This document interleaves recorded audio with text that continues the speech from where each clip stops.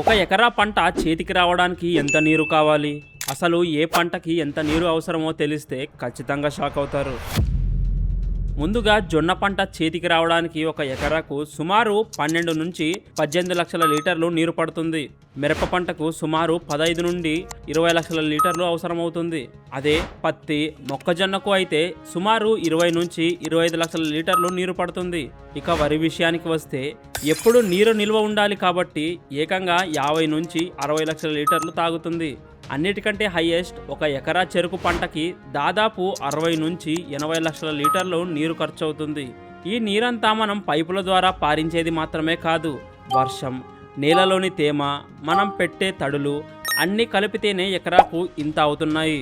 అయితే ఈ ఏడాది ఎల్నీనో ప్రభావం వల్ల వర్షాలు లేవు.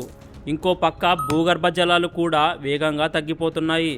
అందుకే ప్రభుత్వం తక్కువ నీటితో పండే పంటలు వేయండి అని చెప్తోంది. మీ దగ్గర ఉన్న నీటి వనరులను బట్టి తెలివిగా పంట ఎంచుకోండి. అలాగే సాధ్యమైనంత వరకు డ్రిప్ వాడి అమూల్యమైన నీటిని ఆదా చేయండి.